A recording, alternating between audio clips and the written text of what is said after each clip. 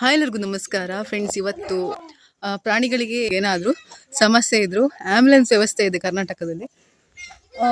1962 1962 ಕಾಲ್ ನಂಬರ್ಗೆ ಫೋನ್ ಮಾಡಿದರೆ ಆಯಿತು. ಆ್ಯಂಬುಲೆನ್ಸಿಗೆ ಡೈರೆಕ್ಟ್ ಫೋನ್ ಹೋಗ್ತದೆ. ಅವ್ರು ಬಂದು ಡಾಕ್ಟರ್ ಬರ್ತಾರೆ, ಬಂದು ಚೆಕಪ್ ಎಲ್ಲ ಮಾಡ್ತಾರೆ.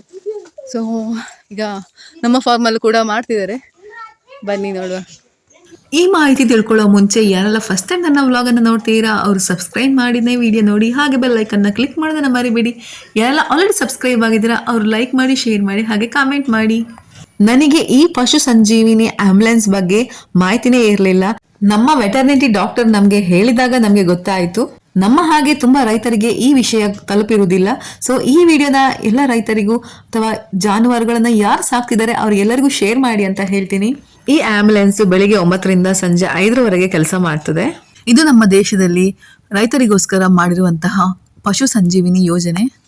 ಈ ಯೋಜನೆಯನ್ನು ಸ್ಪೆಷಲಿ ಮಾಡಿದ್ದು ರೈತರ ಮನೆ ಬಾಗಿಲಿಗೆ ಹೋಗಿ ಚಿಕಿತ್ಸೆ ಕೊಡ್ಲಿಕ್ಕೋಸ್ಕರ, ಹಾಗೆ ಜಾನುವಾರುಗಳಿಗೆ ಕಾಯಿಲೆ ಬಂದು ಅದರಿಂದ ರಕ್ಷಣೆ ಮಾಡ್ಲಿಕ್ಕೋಸ್ಕರನೇ ಮಾಡಿರುವಂತಹ ಯೋಜನೆ. ರೈತರ ಕಷ್ಟವನ್ನು ನೀಗಿಸ್ಲಿಕ್ಕೋಸ್ಕರ ಮಾಡಿರುವಂತಹ ಯೋಜನೆ. ಈ ಯೋಜನೆಯನ್ನ ನೀವು ಫ್ರೀ ಆಗಿ ಉಪಯೋಗಿಸ್ಕೋಬಹುದು, ಏನು ದುಡ್ಡು ಕೊಡ್ಬೇಕಂತಿಲ್ಲ. ಹಸುಗಳಿಗೆ ಅಥವಾ ಪ್ರಾಣಿಗಳಿಗೆ ಯಾವುದೋ ತೀವ್ರವಾದ ಒಂದು ಪ್ರಾಬ್ಲಮ್ ಆಗಿ ಸರ್ಜರಿ ಮಾಡಬೇಕಾದ ಪರಿಸ್ಥಿತಿ ಬಂದಾಗ ಎಲ್ಲ ವ್ಯವಸ್ಥೆಯು ಆಂಬ್ಯುಲೆನ್ಸ್ ಅಲ್ಲಿ ಇರ್ತದೆ. ದನಗಳಿಗೆ ಅಥವಾ ಆಡುಗಳಿಗೆ ಜ್ವರ ಬಂದಾಗ, ಅಥವಾ ದನಗಳಿಗೆ ಆಕ್ಸಿಡೆಂಟ್ ಆದಾಗ, ಅಥವಾ ಡೆಲಿವರಿ ಕಷ್ಟ ಆಗಿ ಸಿಸರಿನ್ ಮಾಡಬೇಕಾದ ಪರಿಸ್ಥಿತಿ ಬಂದಾಗ ಎಲ್ಲ ಯೂಸ್ ಆಗ್ತದೆ. ನಿಮ್ಗೆ ಸಂಪೂರ್ಣ ಚಿಕಿತ್ಸೆಯು ಉಚಿತವಾಗಿ ಆಗ್ತದೆ. ಇದು ನಮ್ಮ ಕರ್ನಾಟಕದ ರೈತರಿಗೋಸ್ಕರನೇ ಮಾಡಿರುವಂತದ್ದು. ರೈತರು ಏನೇ ಸಮಸ್ಯೆ ಬಂದ್ರು ಪ್ರಾಣಿಗಳಿಗೆ ನೀವೀಗ ಕಾಲ್ ಮಾಡ್ಬೋದು.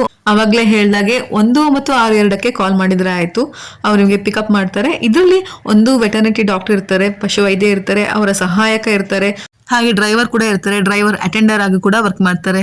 ಆಂಬ್ಯುಲೆನ್ಸ್ ಒಳಗೆ AC ಇರ್ತದೆ, ಹಾಗೆ ಗೀಸರ್ ಕೂಡ ಇರ್ತದೆ, ಬಿಸಿನೀರು ಬೇಕಾದ್ರೆ. ಹಾಗೆ ವೇಸ್ಟ್ ವಾಟರ್ ಸ್ಟೋರೇಜ್ ಕೂಡ ಇರ್ತದೆ. ಸರ್ಜರಿ ಮಾಡೋ ಸಂದರ್ಭದಲ್ಲಿ ಆಕ್ಸಿಜನ್ ಬೇಕಾದ್ರೆ ಆಕ್ಸಿಜನ್ ಇರ್ತದೆ. ಆದ್ರೆ ಈ ಆಂಬ್ಯುಲೆನ್ಸ್ ಅಲ್ಲಿ ನೀವು ಜಾನುವಾರುಗಳನ್ನ ಆಸ್ಪತ್ರೆಗೆ ಕರ್ಕೊಂಡು ಹೋಗ್ಲಿಕ್ಕೆ ಆಗೋದಿಲ್ಲ. ಮನೆ ಬಾಗಿಲಿಗೆ ಆಸ್ಪತ್ರೆ ಬಂದ ಹಾಗೆ. ನನ್ಗನ್ಸುತ್ತೆ ಒಂದು ತಾಲೂಕಿಗೆ ಒಂದೇ ಒಂದು ಪಶು ಸಂಜೀವಿನಿ ಆಂಬ್ಯುಲೆನ್ಸ್ ಇರುತ್ತೆ. ಸೊ ಒಂದೇ ಇರೋದ್ರಿಂದ ಎಮರ್ಜೆನ್ಸಿ ಇದ್ದಾಗ ಮಾತ್ರ ನೀವು ಆಂಬ್ಯುಲೆನ್ಸ್ಗೆ ಕರೆ ಮಾಡೋದು ಉತ್ತಮ. ಸಣ್ಣ ಪುಟ್ಟ ಸಮಸ್ಯೆಗಳು ಬಂದಾಗ ಗ್ರಾಮದಲ್ಲಿರುವಂತಹ ಪಶು ವೈದ್ಯನ್ನ ಸಂಪರ್ಕಿಸೋದು ತುಂಬಾನೇ ಉತ್ತಮ. ಯಾಕಂದ್ರೆ ಬೇರೆ ಪ್ರಾಣಿಗಳು ಯಾವ್ದಾದ್ರು ಎಮರ್ಜೆನ್ಸಿ ಇದ್ರೆ ಅದಕ್ಕೆ ಸಹ ಯೂಸ್ ಆಗ್ಬೇಕಲ್ವಾ, ಅದಕ್ಕೋಸ್ಕರ ಒಂದೇ ಇರೋದ್ರಿಂದ ತುಂಬಾ ಬೇಡಿಕೆ ಇರ್ತದೆ. ನಮ್ಮಲ್ಲಿ ಆಡುಗಳಿಗೆ ಜ್ವರ ಬಂದ ಕಾರಣ ನಾವು ಕರೆಸಿದ್ವಿ. ಕರ್ನಾಟಕದಲ್ಲಿ ಒಟ್ಟು 290 ಮೊಬೈಲ್ ವೆಟರ್ನರಿ ಆಂಬ್ಯುಲೆನ್ಸ್ ಇದೆ.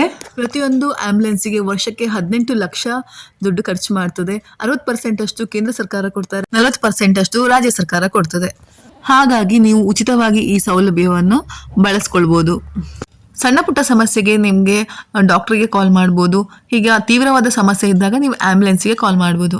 ಇನ್ನು ರೋಡಿನಲ್ಲಿ ಯಾವ್ದಾದ್ರು ಪ್ರಾಣಿಗಳಿಗೆ ಆಕ್ಸಿಡೆಂಟ್ ಆದಾಗ ಆ ಪ್ರಾಣಿ ನಿಮ್ಮದು ಅಲ್ಲದಿದ್ರೂ ಕೂಡ ನೀವು ಇದಕ್ಕೆ ಕಾಲ್ ಮಾಡ್ಬೋದು. ಸೊ ನೀವು ಈ ಹೆಲ್ಪ್ ಲೈನ್ಗೆ ಫೋನ್ ಮಾಡೋದ್ರಿಂದ ಆ ಪ್ರಾಣಿಯ ಜೀವ ಆದ್ರೂ ಉಳಿತದೆ. ಎಕ್ಸೆಸ್ ಬ್ಲೀಡಿಂಗ್ ಆಗಿ ಪ್ರಾಣಿಯ ಜೀವ ಹೋಗುವುದನ್ನ ತಡೆಗಟ್ಟಬಹುದು. ಕೇಂದ್ರ ಸರ್ಕಾರದ ಈ ಯೋಜನೆ ನಿಮ್ಗೆಲ್ಲರಿಗೂ ಇಷ್ಟ ಆಯ್ತು ಅಂತ ಅನ್ಕೊಳ್ತೀನಿ. ನಿಮ್ಗೆ ಮೊದಲೇ ಗೊತ್ತಿತ್ತಾ, ನನ್ನ ವಿಡಿಯೋದಿಂದ ನಿಮ್ಗೆ ಗೊತ್ತಾಯ್ತಾ ಅಂತ ಕಮೆಂಟ್ ಮಾಡಿ, ಹಾಗೆ ಲೈಕ್ ಮಾಡಿ, ಶೇರ್ ಮಾಡಿ, ಕಾಮೆಂಟ್ ಮಾಡಿ, ಸಬ್ಸ್ಕ್ರೈಬ್ ಮಾಡಿ ಅಂತ ಹೇಳ್ತಾ ಬಾಯ್. ಎಲ್ಲರಿಗೂ ನಮಸ್ಕಾರ.